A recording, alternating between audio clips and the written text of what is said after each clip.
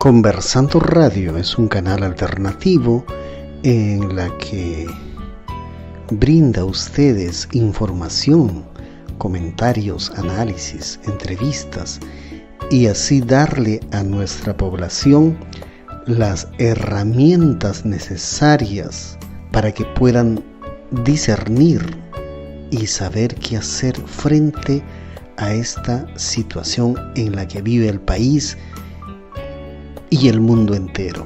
Transmitimos todos los domingos a partir de las 9 horas peruana. Bienvenidos. Y bienvenida Sandra Aliaga Rabanal. ¿Cómo estás, Sandra? Hola Julio, ¿cómo estás? Bien, gracias. Bien, mira, el motivo pues de esta conversación es lo que está pasando en el Perú en estos momentos. Y para colmo un temblorcito en el norte, para colmo un temblor, imagínate, ¿no? Y sobre todo lo que me gustaría conversar contigo es la cuestión cómo debe responder o cómo debió responder el Estado peruano, ¿no? Frente a estas circunstancias. Y nos encuentra como siempre impreparados, ¿no? ¿Cuál es tu opinión? ¿Cuál es tu análisis sobre esta situación tan crítica en la que estamos viviendo, ¿no? Bueno, mira Julio, la verdad este es un tema muy complejo porque no es un tema actual. Es un tema que venimos arrastrando décadas tras décadas, ¿no? Entonces es lamentable que a estas alturas, ya en los años 2000, estemos rememorando, digamos, como ya se ha convertido como un ritual todos los años, ver los huaicos, escuchar a la población lamentarse, las quebradas que se activan. Entonces, es triste porque las autoridades actuales, digamos, realmente no podrían hacer nada, porque quien debió preocuparse fueron las autoridades en el pasado. Las autoridades actuales, si bien es cierto, son nuevas, pero yo creo que sí podrían dar inicio a un trabajo de planificación, ¿no? De gestión de riesgos. Entonces, como te digo, estudios existen, pero lamentablemente no son tomados en cuenta. Entonces, y te vuelvo a repetir, no es un tema nuevo, es un tema que ya se ha convertido en un ritual que año tras año tenemos que ver estas tristes imágenes que no solamente te llenan de tristeza, de dolor porque ves a la gente que sufre, pero también te llenan de indignación y de cólera porque ves que las autoridades no hacen nada. Sí, al respecto, y tú lo acabas de decir muy bien, esto viene de años.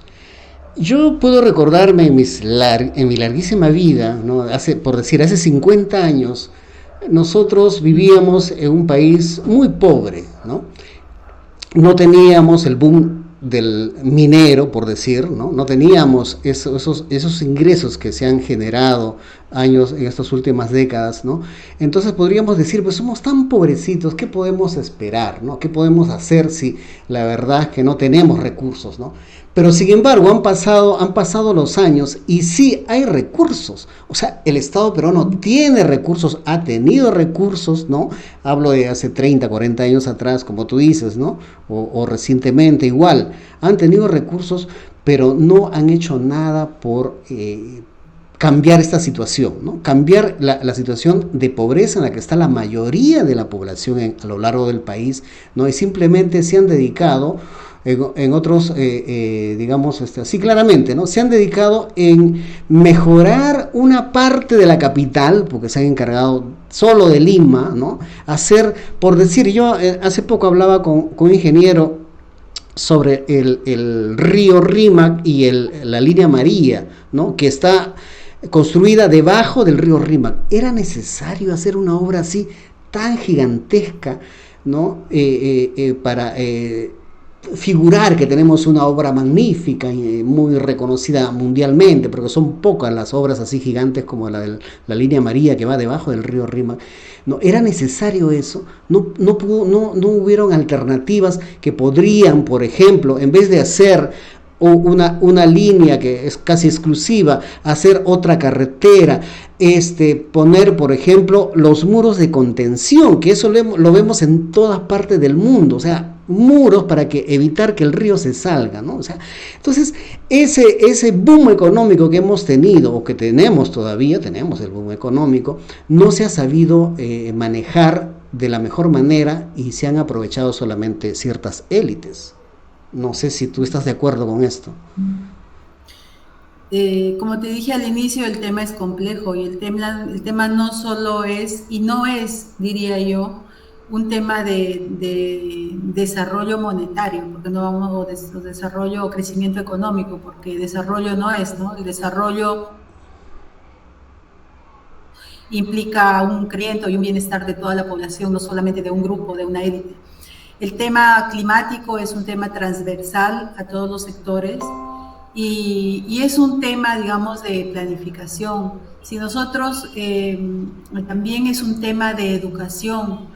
Nosotros hemos perdido a lo largo de los años todos esos usos, esas costumbres o esa planificación empírica que nos dejaron nuestros antepasados, ¿no? Nuestros antepasados observaban el territorio, lo estudiaban y ellos sabían muy bien dónde hacer agricultura, dónde establecer sus viviendas, etcétera. Nosotros hemos perdido todo eso y hay una especie de, digamos, de angurria, no solamente en las constructoras, sino en los gobiernos provinciales, distritales. En el caso de Lima, por ejemplo, nosotros no podemos culpar al poblador o al migrante que llega de la costa o de la sierra, ávido de mejorar su nivel de vida, su nivel económico, buscando trabajo, y obviamente ellos se van a asentar donde pueden, ¿no? Entonces por eso se dan las invasiones, no solamente en las zonas desérticas donde no hay agua, sino también en las quebradas. Entonces ahí entran otros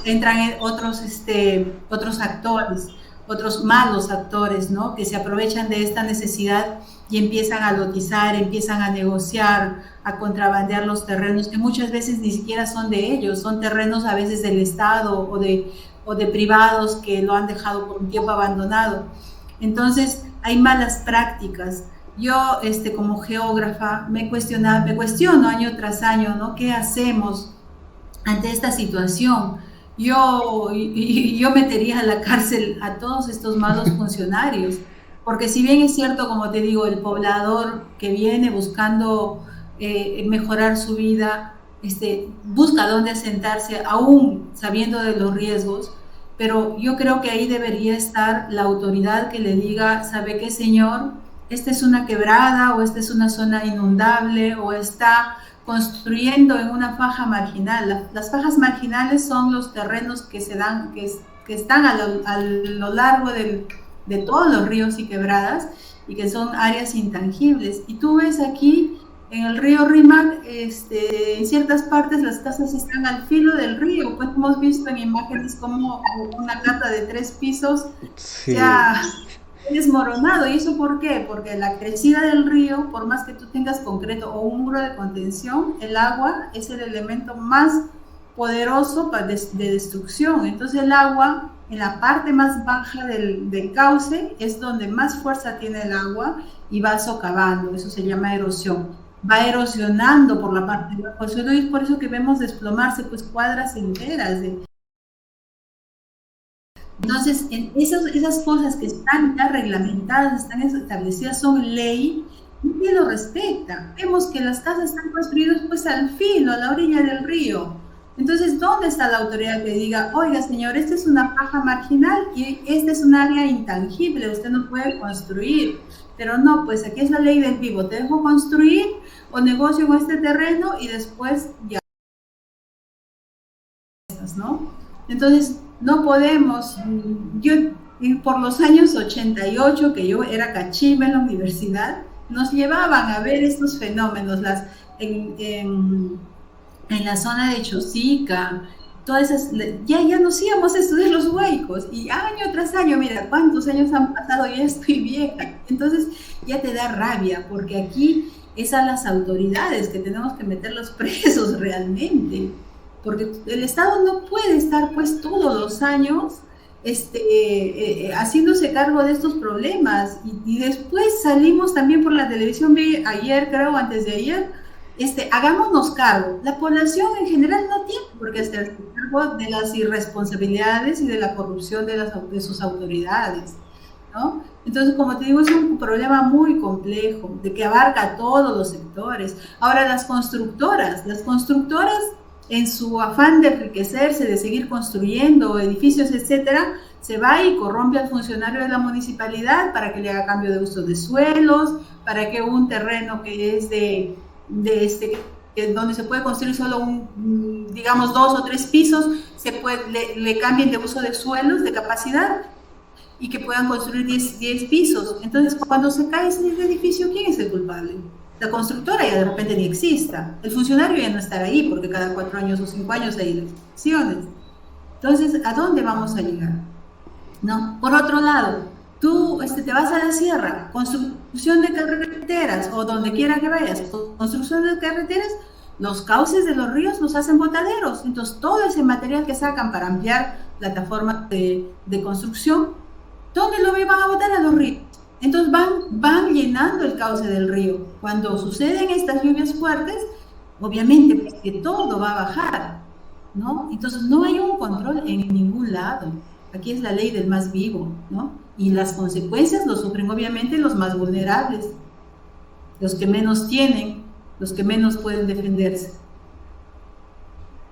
Sí, justamente, ¿no? Justamente eso.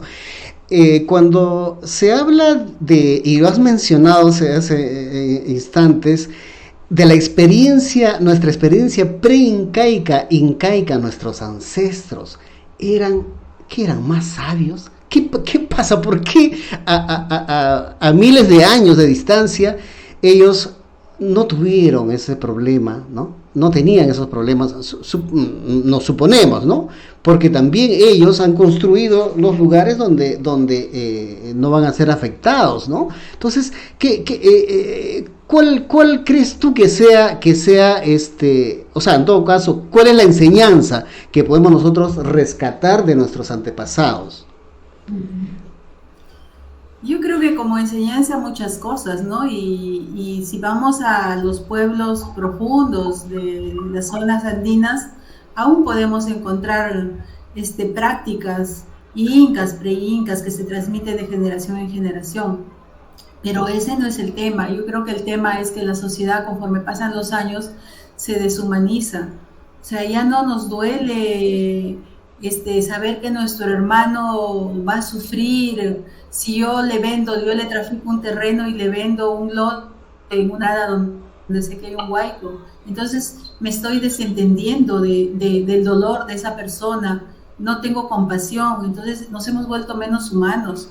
Yo creo que ese es nuestro gran problema ahora en nuestra sociedad. No somos permeables a lo que le pasa al otro.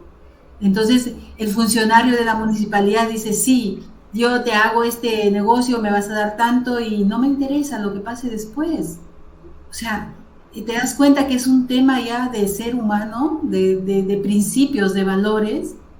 Ese es el tema. Un tema, ¿cómo puedes creer en la justicia cuando a diario ves que la justicia no se cumple?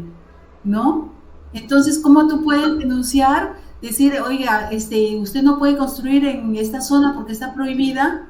Y no puedes hacer ninguna denuncia porque tampoco, no sé. En mi caso, que he sido supervisora de carreteras, yo me sentía realmente impotente cuando notaba que hay botaderos a orillas de un río o rellenan terrenos y después eso los pobladores aprovechan y lo ponen como un terreno sólido, cuando con el tiempo en zonas de lluvias ese terreno se va a desmoronar y las casas se van a caer. Entonces tú te metes con empresas grandes, constructoras grandes, y te sientes impotente porque sabes que es toda una maquinaria de corrupción, ¿no? Entonces, hay un tema, el tema más fuerte creo que es de principios y éticas. Se necesita cambiar de mentalidad a las nuevas generaciones porque ya creo que nuestras generaciones ya no los podemos cambiar, ¿no? Sí, es lamentable, a mí me duele mucho, es lamentable, como te digo.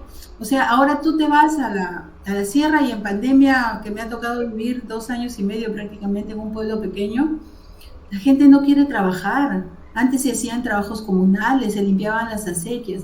Y con estos benditos bonos que el gobierno ha mal acostumbrado a la población, la gente no quiere hacer nada. Entonces, que se encargue el gobierno, que se encargue esto. Y yo no te digo que el gobierno no se debe encargar, pero hay prácticas comunales que sí se deben dar, ¿no? Entonces, no podemos tampoco echarle toda la culpa al gobierno. Creo que desde los pueblos más pequeños tendríamos que empezar a trabajar, a concientizar, a recuperar esos usos y costumbres antiguos, ¿no? Que no tampoco en mi pueblo, no es que hace mucho, en las épocas de mi papá se hacían, se limpiaban las acequias de forma comunal, ¿no? Entonces hay formas, pero te digo, el problema más grande es la corrupción. Todo lo que acontece, por ejemplo, tú ves expedientes de carreteras donde no se han hecho estudios realmente recientes o válidos, porque si entonces tú no tendría sentido de que no hayan identificado cauces de quebradas, cauces de ríos, ¿no? Que ya están inactivos, pero la naturaleza es esa, es cíclica, la naturaleza regresa. Como que sí también encuentras buenos estudios, me ha tocado supervisar carreteras en el sur del país, hilo punta bombón, y donde yo decía, pero ¿por qué este badén tan grande? Tantos badenes en una zona árida, y hablando con los pobladores, porque tú tienes que revisar el expediente antes de construir y constatar in situ, hablando con los pobladores, y ellos te dicen, sí, acá hace 40, 50 años sí ha habido una quebrada, ha habido... Entonces te das cuenta que sí, hay buenos estudios y malos estudios, ¿no? Y sabemos pues que en el Perú somos tromes plagiando los estudios, chancando los estudios, los expedientes, y esas son las consecuencias, Julio. Es triste, pero hay que decirlo, hay que decirlo, estamos así, ¿no? Como alternativa, bueno, tú estás mencionando que debe haber una transformación profunda del mismo ser humano, desde los niños, los jóvenes, o sea, pero como alternativas mediatas, ¿qué cosa nos podrías recomendar tú? Aparte de encerrar a todos a la cárcel, de todas las autoridades encerrarlos. Sí, mira, parecería ilógico porque yo soy una mujer de izquierda, pero lo que ha dicho el otro día el alcalde de Lima sí tiene razón, de declarar zonas intangibles las quebradas y sacar a las personas de allí, sacarlas pero darles una solución. ¿Dónde las llevo? ¿Qué alternativas les doy? El tema de las viviendas populares es una buena cosa. Yo creo que todas las quebradas deberían ser inventariadas y deberían respetarse. O sea, sacar a las personas de allí, de las zonas vulnerables, porque no podemos seguir atentando contra la vida de estas personas que son las más humildes, las más vulnerables, ¿no? Eso, y ya no, y realmente poner mano dura a las autoridades. Si veo que alguien está invadiendo una quebrada, un cauce de una quebrada, el cauce de un río o a orillas del río, como autoridad local, me voy, notifico, digo, señor, o sea, ¿cómo usted construye acá? ¿Quién le ha vendido? Me voy a quién le ha vendido y lo meto preso. Le hago un juicio. Y si la persona persiste, insiste y construye, es la responsabilidad de él. Estará notificado y si pasa algo será responsabilidad y no tendrá la cara de decir al Estado, ayúdenme, ¿no? Pero en primera persona son las autoridades locales. Las autoridades locales que tienen que advertir, ¿no? Y sí, sacar a toda esta población que está en zonas altamente de riesgo, zonas vulnerables, ¿no? Climáticamente, sacarlas. Tú no puedes exponer la vida de las personas de esa manera, sabiendo lo que va a pasar, ¿no? Ese es el tema, Julio. Reubicarlos, no desalojarlos, ¿no?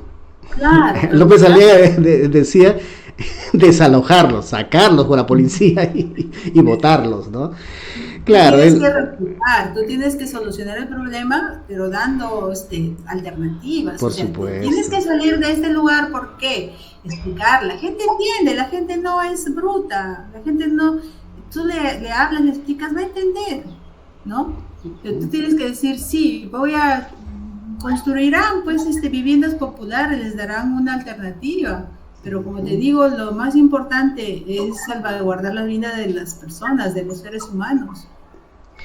Claro, y por ejemplo, cuando nosotros analizamos la cuestión esta de por ejemplo, la venta de terrenos, alcaldes que venden, o si no, candidatos, ¿no? Que por ganarse votos ofrecen, prometen, dan títulos de propiedad, o simplemente les dan espacios donde no deberían.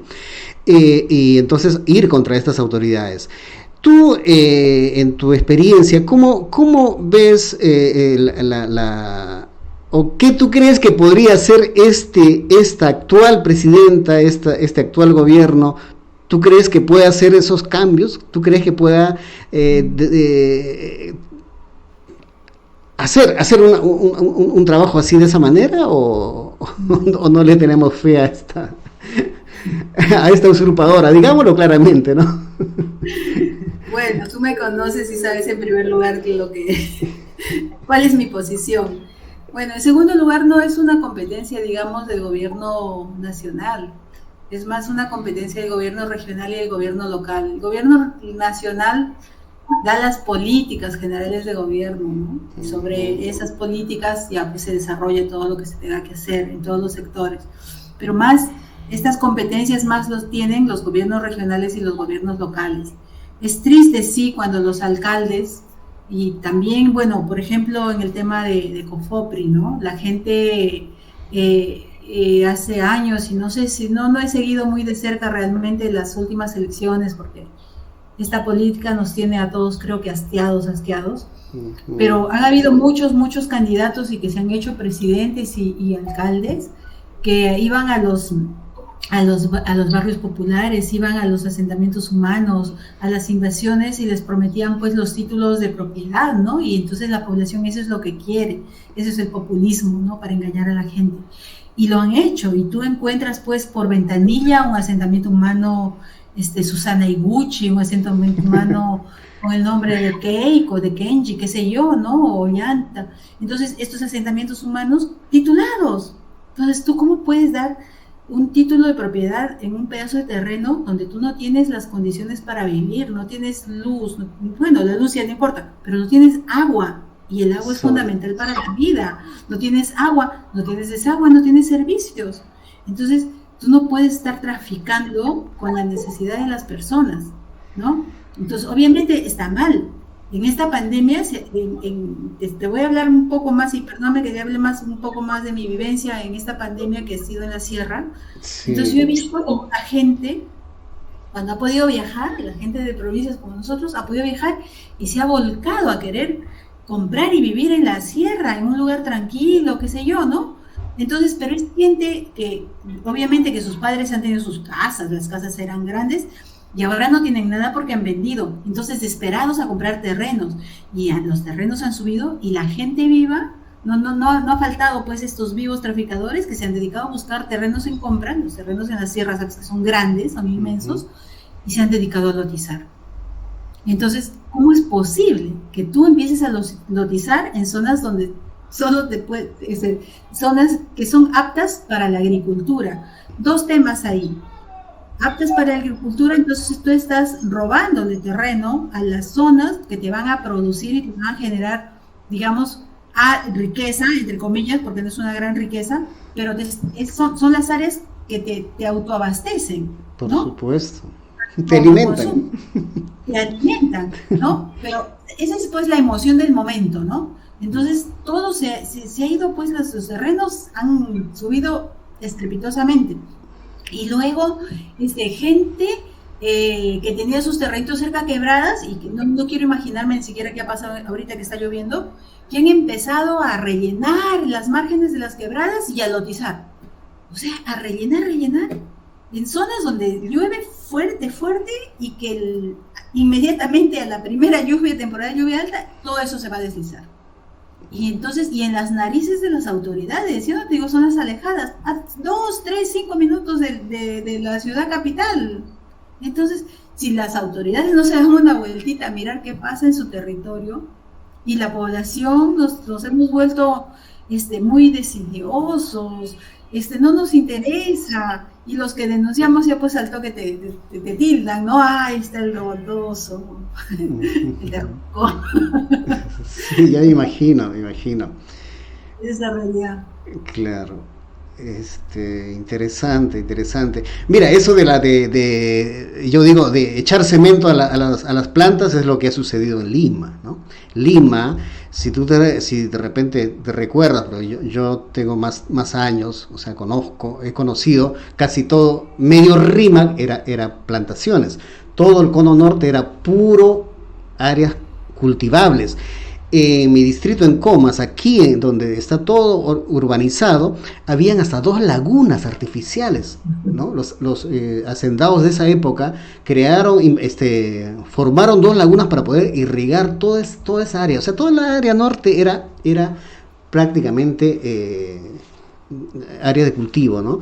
Sin embargo, ahora todo eso, por el boom también de las empresas inmobiliarias y todo lo demás, se ha echado cemento. Ahorita el distrito de Caraballo, que es el distrito más antiguo del Perú, y ahora se ha vuelto gigante, no por su extensión, sino porque ya están vendiendo lotes en todas esas áreas que era de cultivo, ¿no? Entonces prácticamente ya no queda nada de plantación en esta parte de Lima, y a cambio de qué, de comprar, claro, de vender lotes, viviendas como que el COVID no nos ha enseñado nada, ¿no? Cuando hemos estado en los peores momentos del COVID, yo sé que tienes tu propia opinión, pero cuando hemos estado en los peores momentos, donde había necesidad de que te traigan productos de la sierra, de la selva, etcétera, etcétera, y que, bueno, pues nos demostró esos momentos de que las grandes riquezas, las grandes empresas no nos servían de nada, sino que teníamos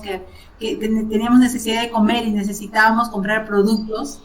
Entonces, como que eso no nos ha enseñado nada, y eso es lo que te digo, nuestra sociedad se ha monetizado, lo que nos interesa, ya sufrimos ahorita, vamos, y queremos más plata y más plata y más plata, ¿no? Entonces no hemos aprendido nada, Julio, ¿no? Pero de todo lo que nos pasa.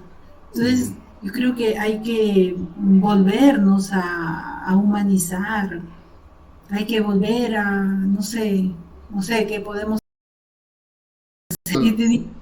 Al respecto, no, yo creo que tenemos que, personas como yo, que trato de sensibilizar a mis hijos, creo que por ahí está la cosa, ¿no? En el tema de la educación, y los niños aprenden más rápido, son más sensibles. Ellos sí han aprendido del COVID, ¿eh? Yo te puedo decir por mi niña pequeña, se ha vuelto más sensible, más cuidadosa con respecto al respeto a la naturaleza, a las plantas, a los animales. Por ahí creo que va, ¿no? Sí, y sobre todo el cuidado que hay que darle a la naturaleza, porque es la que nos da vida, ¿no? Nos da agua, nos da oxígeno para vivir, para estar saludable, ¿no? Si nosotros no nos preocupamos por eso y solamente queremos, o sea, nosotros no, sino las grandes empresas inmobiliarias, ¿no? Sobre todo, no quieren solamente lucrar con los terrenos que hay, obviamente, ¿qué camino nos queda, ¿no? Sí. Sí, yo creo que cualquier tipo de empresa debería tener una responsabilidad social, ¿no? Lamentablemente bueno, nació como Código del Medio Ambiente, de ahora nuestro reglamento, fue demasiado manoseado, prostituido, pongamos ese término, porque se cambió a gusto y parecer de las grandes empresas para tener más favorecimiento, ¿no? Entonces, como te digo, ahí están las leyes, pero no las vemos, no las leemos.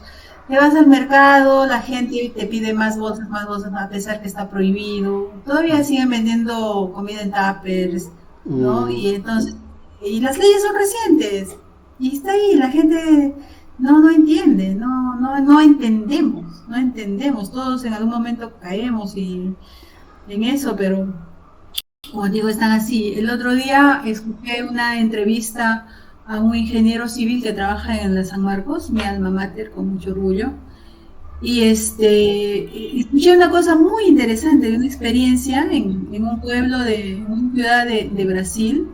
Este ingeniero había hecho un estudio respecto a esta experiencia y era un pueblo parecido, me imagino que es un pueblo parecido a los nuestros, que tiene lluvias fuertes y ha estado propenso siempre a huaicos.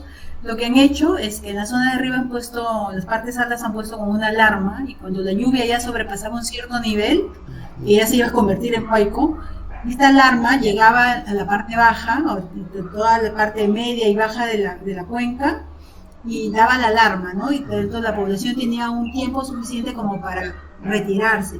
Pero obviamente ellos habían encauzado bien el camino del Huayco, no estaba invadido, se protegían por alguna eventualidad, pero estaba bien encauzado. Y nos contaba que a lo largo del camino del Huayco, ¿no? Del cauce del Huayco, habían construido una especie de reservorios, ¿no? De tal manera que el Huayco bajaba con agua y todo lo que quieras, y gran parte de esto se iba a estos reservorios, que después seguramente le daban un tratamiento para agua de riego, qué sé yo, ¿no? De tal manera que en la parte baja ya del cauce ya no llegaba con toda la potencia y destrucción como lo que hemos visto nosotros acá.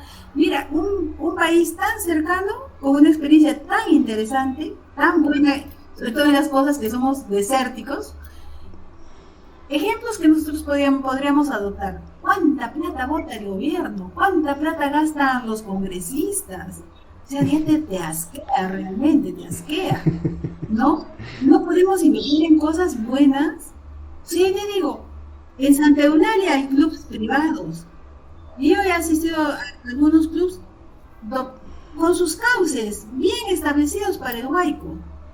Entonces, inviertes, obviamente te cuesta invertir, pero salvaguardas después tus bienes y sobre todo a las personas. Claro. Entonces, lo que pasa es que no queremos, lo que pasa es que las autoridades entran para aprovechar el momento, llenarse los bolsillos e irse. Y si de repente hay algún funcionario correcto que quiere hacer las cosas bien, obviamente lo sacan, pues, porque no va a estar de acuerdo con ellos. Obviamente lo sacan. Entonces yo creo que la población poco a poco tiene que abrir los ojos, a ver por quién votamos, a quién elegimos de autoridad, y además también estar vigilantes. En la Ley Orgánica de Municipalidades está establecido que la población tiene que vigilar a través de los comités de vigilancia vecinales, vigilar lo que hace mi autoridad, estar en los presupuestos participativos, pero no lo hacemos. Nosotros también tenemos culpa, ¿no? También tenemos culpa en eso. Sí, y mucha, porque comenzando por la elección, ¿no? Elegimos mal, eso ni dudarlo, ¿no? Y no hemos aprendido, han pasado tantas décadas y caemos en el mismo error, ¿no? Pero bueno, ese es otro asunto sobre la selección, sobre la cuestión electoral. Hemos hablado la semana pasada y bueno, decía con un amigo italiano, ¿no? Un historiador italiano que decía que pues esto no es, las elecciones en el Perú es una obligación y no es un derecho, ¿no? O sea, la gente va a ir a votar solamente porque está obligada, porque si no tiene que pagar una multa, ¿no? Pero no es consciente de lo que hace y se siente obligado a votar por cualquiera, ¿no? Por cualquiera, y eso es lo que pasa y ha pasado hasta ahora, ¿no? Pero bien, Sandra, yo te agradezco muchísimo tu tiempo precioso que tienes y más bien tus palabras de despedida, y agradeciéndote obviamente nuevamente e invitándote a un próximo encuentro que podríamos hablar de tantos temas, ¿no? A mí me gustaría compartir, o sea, siempre comparto la experiencia que he vivido, por ejemplo, en Europa, en Estados Unidos, cómo ellos trabajan estos temas.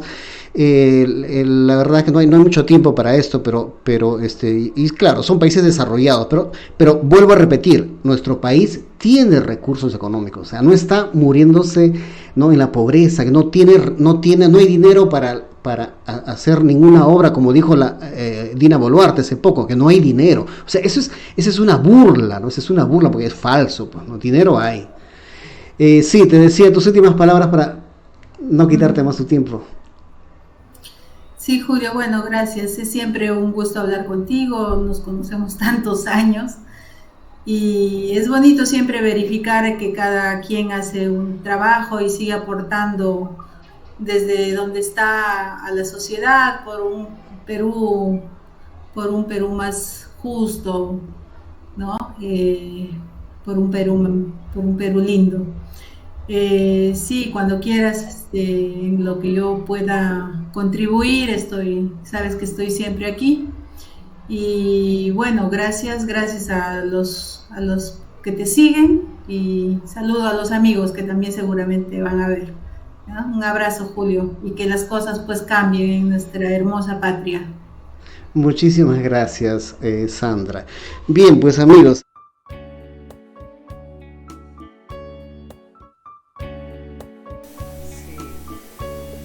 Decía, gracias Sandra por haber aceptado esta entrevista, esta larga conversación, y muy riquísimo, ¿no? Riquísimo del contenido, de su experiencia, de sus conocimientos, y esto pues que nos ayude y que también nos empuje a hacer lo que acaba de decir Sandra, ¿no? Por un lado, saber a quién elegir, y por otro lado, quienes ya están elegidos, porque recientemente han sido elegidos los gobiernos municipales y regionales, ¿no? Saber cómo involucrarse, ¿no? A veces nuestra población peca de indiferencia, ¿no? Una vez que fue a votar ya se olvida del asunto hasta que pasen los 4 o 5 años cuando hay una nueva elección, y entonces les deja la carta blanca a las autoridades para que hagan lo que quieran, y por eso es que comercializan terrenos, por decir, ¿no? Entonces hay leyes municipales que te permiten, ¿no? Poder estar presente, incluso denunciar a las autoridades, ¿no? Incluso ver la gestión económica, cómo se está utilizando los dineros de los municipios, de las regiones. Es posible, ¿no? Todo esto es posible, pero hay que estar organizados y también pues sobre todo involucrarlos, no dejar que ellos hagan lo que tienen que hacer, o en todo caso han sido encomendados para hacer, ¿no? Porque eso le da, vuelvo a repetir, la carta blanca, ¿no? Para que ellos hagan lo que quieran, ¿no? Y nosotros tengamos que pagar las consecuencias, ¿no? Y los resultados son estos, ¿no? Muy bien, gracias Sandra nuevamente por tu intervención, interesantísimo. Vamos a hacer un pequeño spot y regresamos. Dispara. Conversando Radio es un canal alternativo. Disparar a 35 metros y en parábola el gas lacrimógeno. Ustedes pueden observar que esos policías no disparan ni a 35 metros ni en parábola. Las mujeres no están rompiendo nada, no están destruyendo nada, no están pintarrajeando nada, no le están pegando a nadie. Están desarmadas. Claro y directo, ¿no? Entonces, estas autoridades, ¿no? Militares y policiales están haciendo abuso de su poder, así de clarito, ¿eh? Y Rosa María Palacios, que es una gran abogado y periodista, es bien clara, y por eso nos gusta, porque sus argumentos son contundentes. Nadie le puede acusar de nada, porque tiene bases legales, son las leyes, son los reglamentos mismos de la policía, lo dicen así, y ella lo aclara, ¿no? Entonces ese es el valor de esta declaración de ella. Hemos cogido ese pedacito de frase para poder abrir por los ojos al resto de la población también, pues, ¿no? De eso se trata, ¿no? Y hablando de redes y de medios alternativos, nosotros siempre promovemos los medios alternativos. Siempre hemos mencionado, tenemos una lista, en nuestra página está, ¿no? La lista de medios que están saliendo y salen, cada vez salen más, ¿no? Dando mayor información, dando mayor alcance, otro punto de vista, otras formas de analizar la situación Y bueno, es cuestión de seguirlos, ¿no? Particularmente yo ya no veo televisión, ya no veo los noticieros. No veo los noticieros, me voy de frente a los medios alternativos, ¿no? Y uno de ellos es el señor Glatzer de No hay derecho, en la que en su entrevista aquí a este sociólogo nos habla justamente sobre esto, los medios de comunicación, cómo ha caído la venta de los periódicos, cómo ha caído la audiencia de los grandes canales de televisión, y ha crecido y sigue creciendo los medios alternativos, ¿no? Ahí nos dice, por ejemplo, que César Hildebrand, que ya no solamente hace su semanario de todos los viernes, también tiene su espacio de todos los lunes. Los invitamos a verlo en YouTube. Y eso cómo crece, ¿no? Y aumenta la audiencia. Entonces está haciendo un contrapeso a esos grandes medios, ¿no? Y en la que pues la gente ya no está comprando el trome. Y yo siempre repito, los canillitas, los vendedores de periódicos ya no te dicen trome. Ellos para vender sus periódicos decía solo trome. Los viernes decía Hildebrand y trome, ¿no? Ya no dicen trome, porque todavía no tengo los datos del trome, porque nosotros sabíamos que se vendían 2 millones de ejemplares al día del trome. Lo compraban la mayoría que lo compraban eran los transportistas, los taxistas, los microbuseros, lo que compraban, ¿no? Entonces ahora no, eso ha bajado a tal punto que los canillitas dicen periódico, ya no te menciona el trome, porque el trome era sinónimo de periódico, ¿no? Pero bueno, entonces, ¿qué nos dice analista, ¿no? Glatzer con su entrevistado? Escuchemos, ¿no? La baja. Hola, Julio, ¿cómo estás? Bien, gracias. Brutal en la venta de los diarios impresos en los kioscos, ¿no?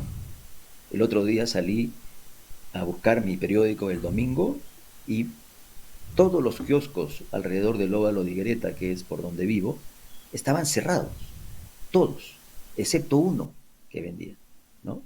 Pregunté por qué no estaban el resto de kioscos y ese era el único que estaba abierto en muchas cuadras a la redonda, ¿no? Pensé yo que había habido un paro de los vendedores de diarios o algo así, pero la señora me dijo, no señor, lo que pasa es que se vende demasiado poco. Y para abrir en domingo, solamente yo vengo y vendo porque me doy cuenta que no van a venir mis competidores y mejor yo abro, ¿no? Y eso sucede todos los domingos. Es algo completamente inusual.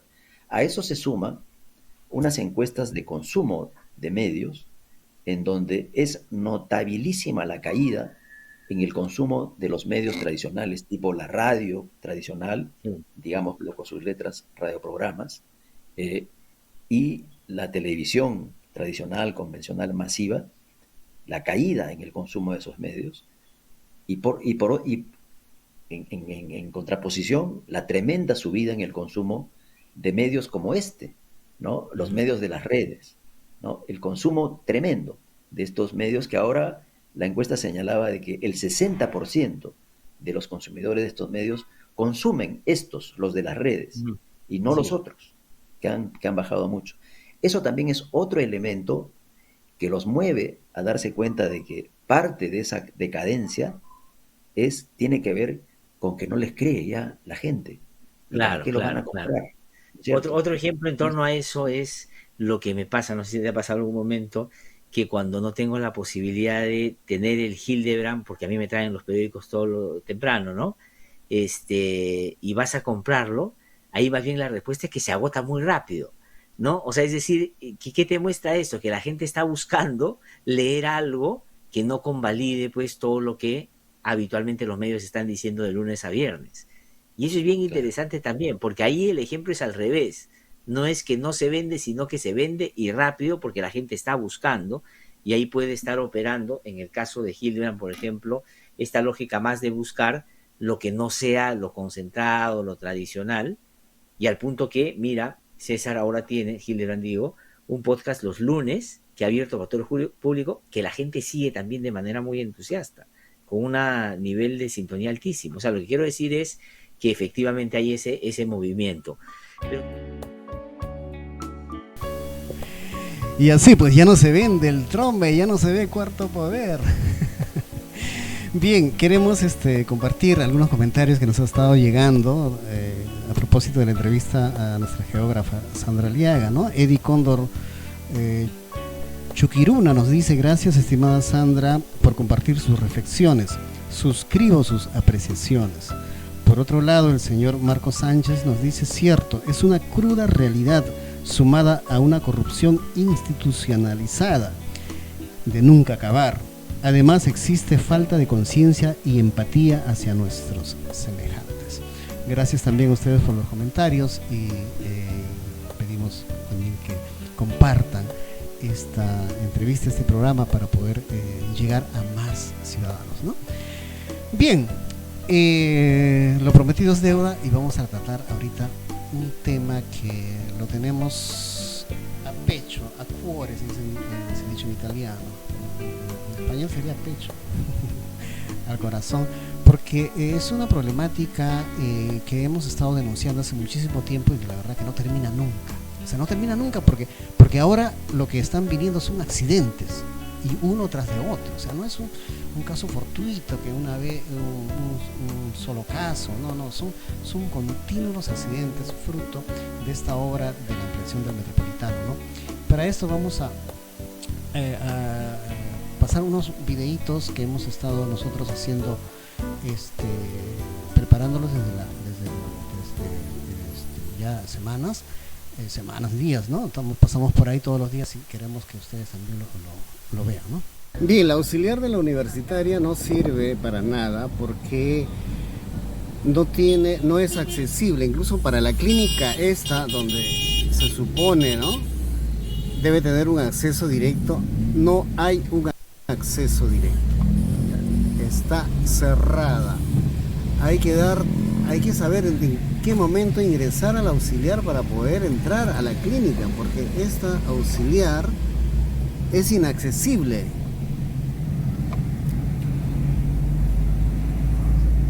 En esta imagen queremos mostrar la avenida Túpac Amaru y cómo ha sido construida, con 2 carriles principales y 2 auxiliares. Sin embargo, en la avenida Universitaria, en la ampliación del Metropolitano, han hecho solamente 2 carriles principales, porque las auxiliares no sirven absolutamente de nada, ya que los desvían hacia el lado derecho, hacia las vías del lateral derecho de las calles. Por tanto, no se puede continuar directamente. Y entonces esos 2 carriles son insuficientes, sobre todo en las horas puntas, cuando los vehículos reciben pasajeros, bajan pasajeros. Es un caos ahora. Imagínense más adelante cuando ya esté abierta completamente. Por otro lado, queremos denunciar el hecho de que todavía los semáforos no están funcionando en toda esta ampliación.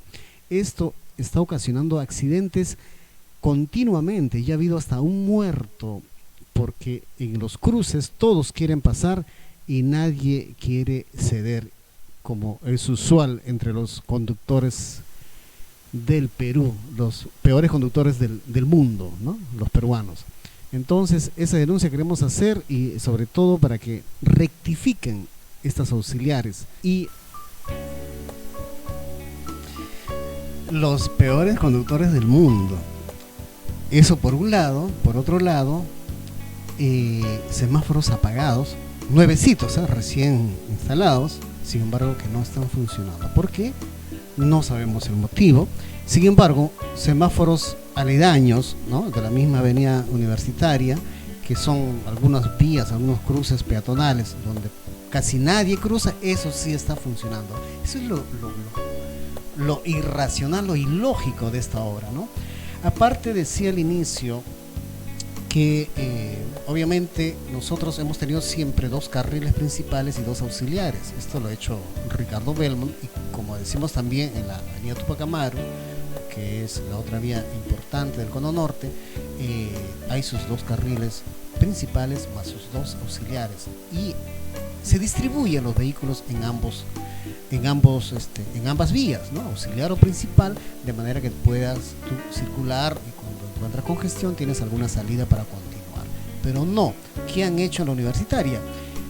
Que la auxiliar, llegando al cruce, no puedes continuar de frente, sino tienes que voltear a la derecha, a la vía lateral, o sea, a la vía perpendicular, necesariamente en todos los cruces.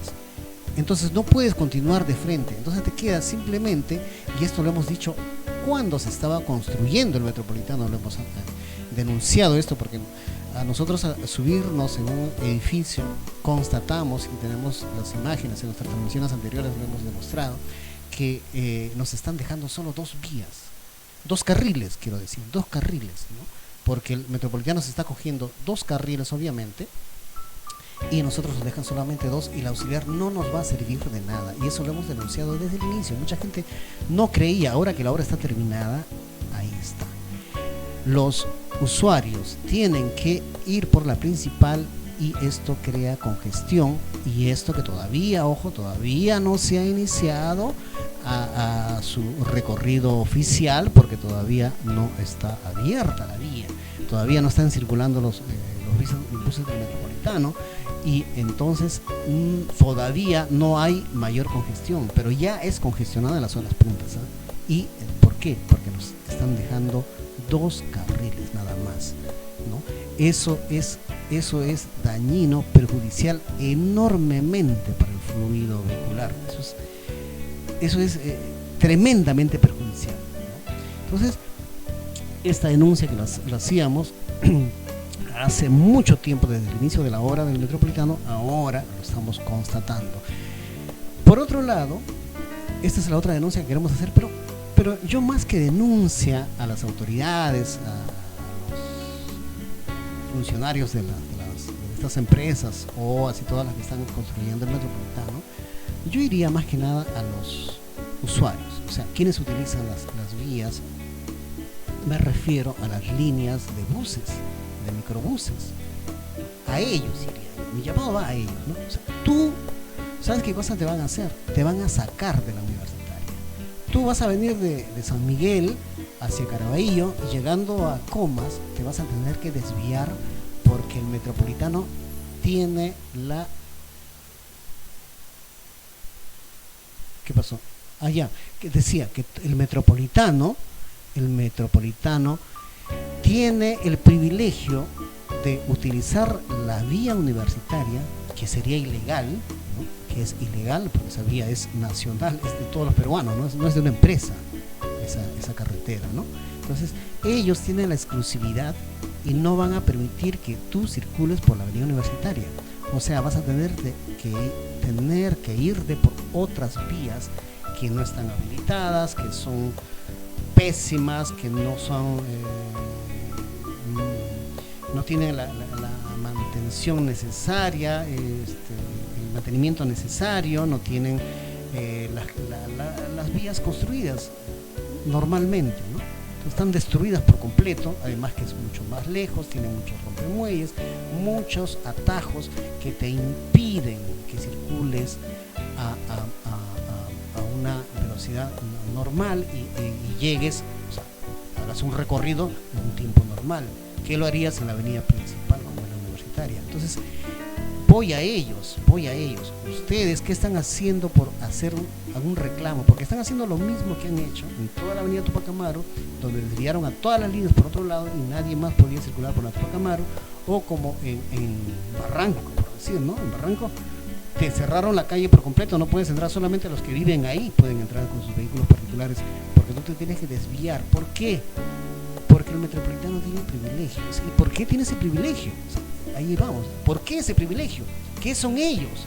O sea, si tú me dirías que nos lleva el 50% de usuarios, transporta el 50% de usuarios, dirías, pues bueno, Comas tiene 600.000 habitantes, y no digo que todos viajen diario, pero que los cuales el del 100% de quienes viajan diariamente, que usan los medios de transporte a diario, ¿no? Un 50% lleva el Metropolitano, lo cual es falso, pues, ¿no? O sea, ¿cuánto ¿Cuántos pasajeros lleva el Metropolitano? Solo un 3% de la población de toda Lima. Solo un 3%. O sea, el 97% de los comeños, de los caravillanos, ¿cómo se dice? De los oriundos de Caraballo, ¿no? O San Martín o Independencia, ¿cuánto Los Olivos incluye también, cuántos pasajeros lleva el Metropolitano? Solo un 3%. El 97% se transporta en mototaxis, minivans, colectivos, microbuses, los buses rápidos, los chinos y todo lo que quieras utilizar. El Metropolitano solamente una mínima parte, y por esa mínima parte tienen el privilegio de llevarse toda una avenida para ellos solos, ¿no? Impidiéndote a ti de circular para que lleves a tus pasajeros y los lleves en un tiempo normal de recorrido. No, pues es una injusticia que se ha venido repitiendo por décadas, lamentablemente por décadas, y la verdad es que nadie ha levantado su voz de protesta. O sea, yo ahorita debo de encontrar, así junto con las marchas contra Dina Boluarte, debo encontrar también transportistas marchando contra el Metropolitano para reclamar sus derechos, porque esos son derechos. Es una empresa privada, es más, una empresa privada, o sea, ni siquiera es municipal. Una empresa privada no se puede adueñar de las vías de una ciudad, de un país extranjero, encima, porque son empresas extranjeras. O sea, ¿por qué?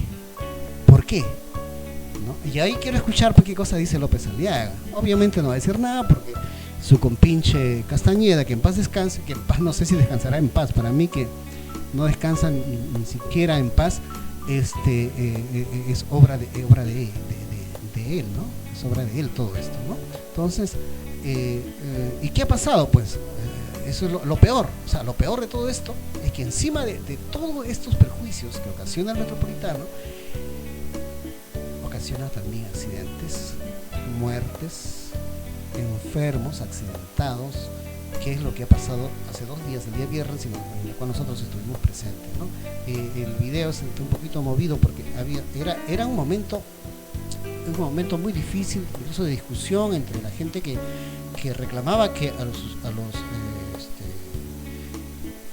accidentados los lleven a una clínica y no al hospital Sergio Bernales, que la verdad pues está tan desprestigiada, y porque también pues sabemos que la atención es pésima, ¿no? Y además que no se abastece a tanta población que tiene que albergar el hospital Sergio Bernales, ¿no? Entonces, son millones de usuarios, porque el todo Cono Norte es el hospital del todo Cono Norte, y entonces su atención iba a ser muy tardía. Los familiares reclamaban eso, ¿no? ¿Por qué no los llevan si tienen su SOA? El SOA es para eso. Ellos tienen que ser atendidos en una clínica porque tienen la convención. El SOA está convencionada con las clínicas para que la atención en caso de accidente sea allí. Eso es así. Pero sin embargo los estaban llevando, y los han llevado solo al hospital Sergio Bernales, ¿no? ¿Por qué? Porque era la avenida universitaria con Chimpú-Oclio, o sea, el límite entre Comas y Caraballo, ¿no? Entonces, esa era la queja de los que están ahí presentes. Además, también, pues, si no se logra muy bien ver la dinámica del accidente, es que el semáforo estaba apagado. El vehículo rápido ha querido ganarle al otro micro que estaba cruzando la vía, y no logró ganarle, y al final impactó a mitad del vehículo, ¿no? A mitad, ¿no? Entonces, eso es el gran problema que ha habido, y sobre todo los heridos, ¿no? Heridos, ahí lo vemos, ¿no? Caminando con dificultad, porque los golpes han sido fuertes, ¿no? Han estado, los que estaban sentados en el vehículo más pequeño, es lo que han sufrido las consecuencias, porque el otro grandazo se le ha impactado en la parte lateral, justo donde están sentados los pasajeros, ¿no? No le ha llegado al chofer, sino a los pasajeros que estaban sentados a mitad de bus, ¿no? Ahí les paso el video entonces. Muy buen dato. O sea, usted ha escuchado decir que se apuren para que no llegue la prensa a tiempo. Claro, ¿por qué? Bien, mala suerte pues porque ya llegamos a tiempo. O sea, señor, ¿por qué se supone que tiene que tener un peritaje acá? Tiene que haber un Estamos peritaje. grabando lo que está sucediendo. Bien, Gracias está por bien. su dato, muy importante, señor. Onda digital, Dígame. para que lo vea. Onda digital, Ya, lo mando. gracias. Bien, lo que estábamos escuchando la denuncia es que estos señores se están yendo sin haber un peritaje, ¿no? Estamos viendo que el conductor está haciendo la maniobra para retirarse, ¿no? Sin el peritaje necesario. Y, sin embargo, hemos visto 2 personas heridas, sangrando, pero no nos vamos a hacer líos con esto, ¿no? Vamos a escuchar. ¿Usted también estaba presente, señor? Acá que quería información. Este que está exactamente. El que estaba ahí. Él es el que vio todo el asunto. ¿Ustedes vieron cómo fue el hecho que ha sucedido? ¿Ustedes vieron? ¿No vieron? No le voy a poner la cámara, solamente la voz. Si nos cuenta algo nos podría ser útil porque queremos investigar también, pues saber qué es lo que ha pasado. No vio nada, no escuchó nada, no vio nada, no escuchó nada. Bueno, gracias, no hay problema. Pero eso es lo que sucede siempre, ¿no? Miren el estado en que ha quedado este vehículo, pero lo más resaltante son dos cosas graves acá, ¿no? Es el semáforo y la manera como manejan estos vehículos, pues. Estos rápidos corren demasiado, son unos irresponsables, ¿no? Bueno, la gente no quiere manifestar. Ya, muy bien. Bien, la señora. ¿Va a venir la ambulancia, saben ustedes? Así dice la señorita, miren, ¿hasta qué hora vamos a esperar a ver algo? Ya, va a venir la ambulancia. No viene, la señorita dice que no está doliendo mucho. Sí. De este de acá. Jefe, buenos días. Buenos días, para Onda Digital. ¿Usted ha constatado todo? Ah, se va la están trasladando en un serenazgo, en un vehículo del serenazgo. Me imagino que el SOA está pagando. La otra unidad de serenazgo.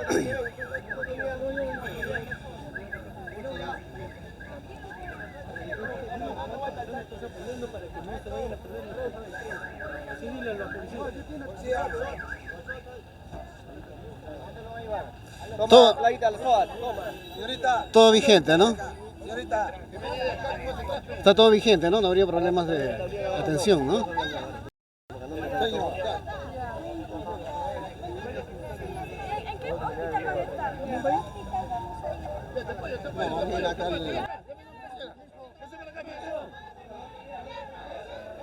Sí, mejor vaya, señora. Recibe. Sí. Está grabando.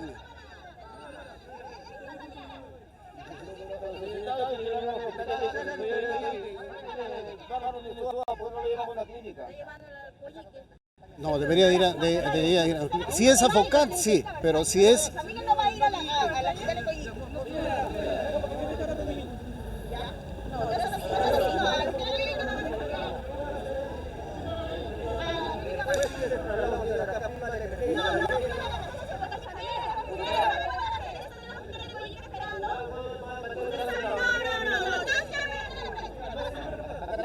Aquí estoy grabando todo, señorita.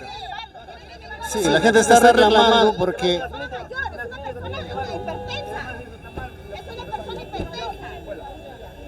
Jefe, por favor. Señor León, por favor.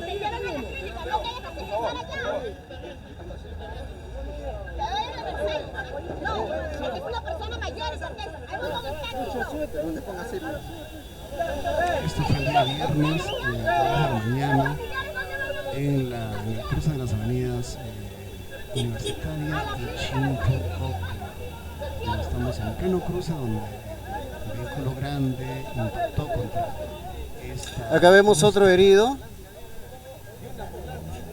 Siguen los heridos ahí. Contamos 7 que se ve que ha sido golpeado.